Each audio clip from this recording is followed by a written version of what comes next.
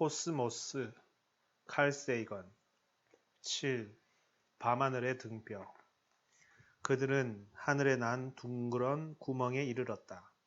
불처럼 빛을 내는 까마귀가 이것은 별이라고 말했다. 에스키모의 창조 신화. 나는 페르시아의 왕이 되느니 차라리 인과율 하나를 터득하는 쪽을 택하겠소이다. 아브데라의 데모크리토스. 그러나 사모스의 아리스타르코스가 책을 한 권 집필했는데 그 책의 가설에 따르면 우주가 현재 알려진 것보다 수배가 더 크다는 결론에 이르게 된다. 그가 택한 전제는 별들과 태양은 고정되어 움직이지 않으며 지구가 태양을 중심에 두고 그 주위를 원을 그리면서 회전한다는 것이다. 또한 그의 가정에 따르면 항성들은 박혀있는 천구의 중심도 태양 부근에 있으며 항성들의 천구가 아주 크기 때문에 중심에 대한 그 천구 표면까지의 거리와 지구에서 항성들까지의 거리가 서로 비슷하다고 한다. 아르키메데스, 모래를 헤아리는 사람.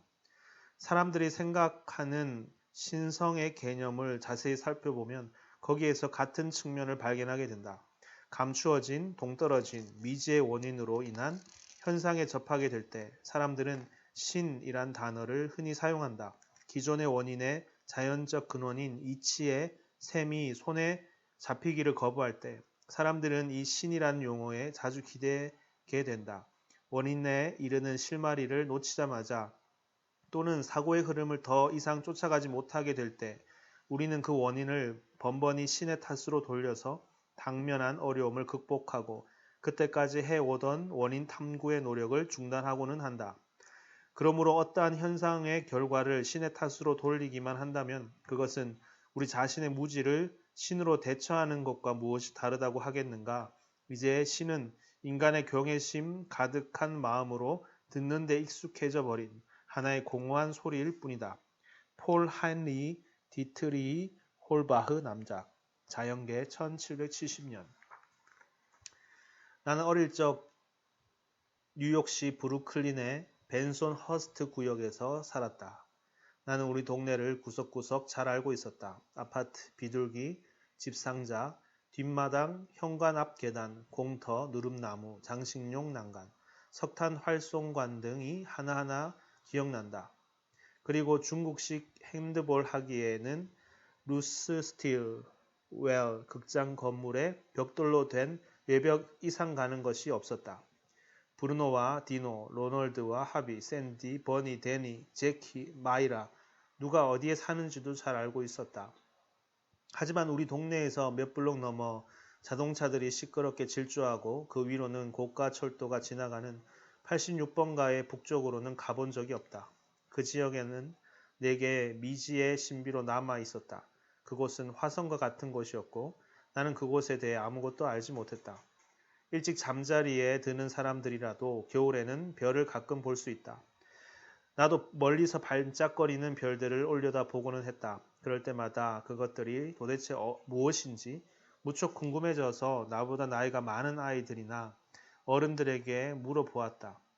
하지만 그들은 하늘의 불빛이지 꼬마야 라고 대답해 줄 뿐이었다. 하늘에서 반짝이는 빛. 그 정도는 나도 아는 이야기였다. 하지만 그것이 도대체 무엇이란 말인가? 떠돌아다니는 작은 등? 무슨 이유로 떠돌지? 나는 별들이 불쌍해 보이기까지 했다. 내 주변 사람들의 무관심 때문에 그들이 가진 독특함이 완전히 잊혀지고 아주 평범한 것으로 취급받는 별들의 신세가 불쌍해 보였던 것이다. 나는 좀 더 깊이 있는 답을 듣고 싶었다.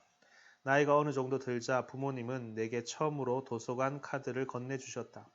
그 도서관은 85번가에 있었던 것 같다. 아, 그곳은 정녕 새로운 세계였다. 난 곧장 사서에게 달려가서 스타들에 관한 책을 빌려달라고 했다. 그녀는 클라크 케이블, 진 할로와 같은 남녀의 사진이 담긴 그림책을 가져왔다. 나는 그런 책이 아니라고 했다. 나는 그녀가 왜 그 책들을 가져왔는지 이해하지 못했다. 그러자 그녀는 웃음을 짓고 다른 책을 하나 찾아다 주었다. 내가 원했던 바로 그 책 말이다. 내가 원하던 깊이 있는 답을 찾을 때까지 나는 숨을 죽이며 그 책을 읽어 내려갔다. 그 책에는 깜짝 놀랄 만한 내용들이 많았다. 그 책은 참으로 장대한 세상에 관한 생각들로 가득했다. 그 책에 따르면 별이 태양이란다. 매우 멀리 떨어져 있기 때문에 작게 보일 뿐이라는 것이다. 우리의 태양도 수많은 별들 중 하나이고 별과 다른 것은 그저 우리와 가깝다는 사실밖에 없다는 것이다. 태양도 아주 멀리 가져다 놓으면 반짝거리는 빛의 점으로 보인다. 얼마나 멀리 가져가야 할까? 그때 나한테는 각도라는 개념이 없었다. 빛의 세기가 거리의 제곱에 반비례한다는 법칙도 몰랐다. 별까지의 거리는 꿈에도 상상하지 못했다. 하지만 별들이 정말로 태양과 같은 존재라면 그들은 꽤나 멀리 떨어져 있는 게 틀림없다고 생각했다. 분명히 85번가 보다 멀었다. 맨하튼보다 멀고 아마 뉴저지보다 더 멀 것 같았다.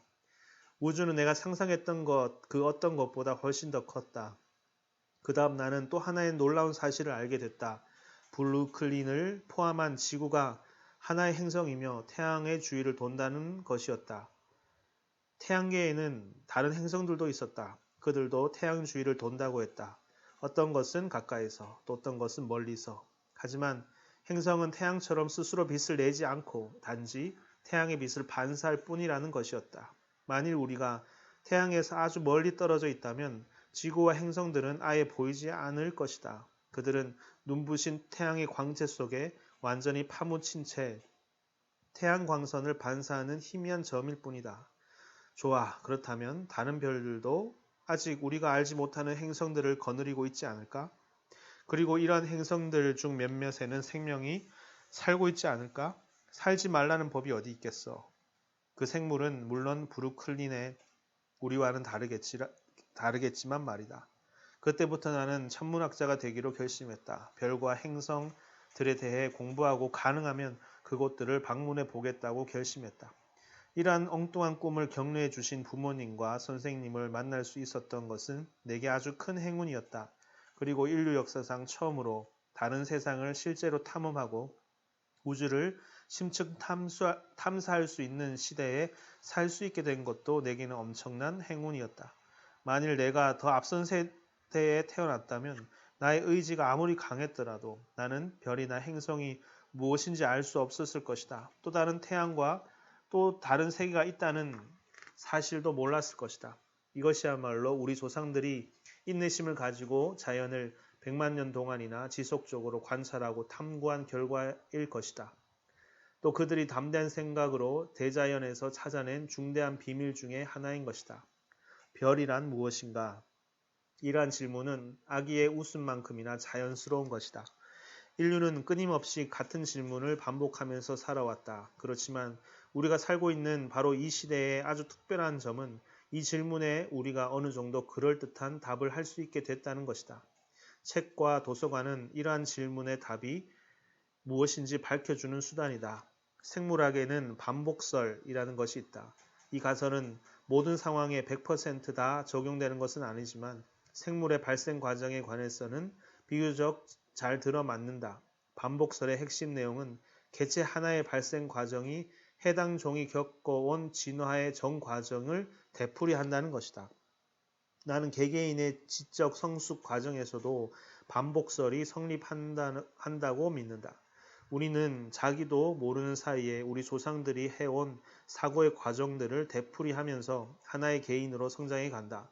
과학 이전의 세상, 도서관이 없었던 시대를 상상해보자. 수십만 년 전에도 인류는 현재의 우리만큼이나 영리했고 지금처럼 호기심이 많았으며 오늘날과 같이 사회적 노동과 성적 관계에 연연하며 살았을 것이다.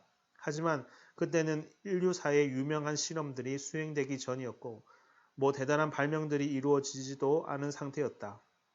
이를테면 호모 속의 유년 시절, 즉 불이 처음 발견되던 때를 상상해보자. 당시 사람들의 생활상은 어떠했을까? 우리의 조상들은 별을 과연 무엇이라고 여겼을까? 가끔 나는 다음과 같은 생각을 하는 누군가가 그 시대에도 틀림없이 살고 있었다고 상상한다. 이제 그가 걸어온 상상의 발자취를 따라가보자.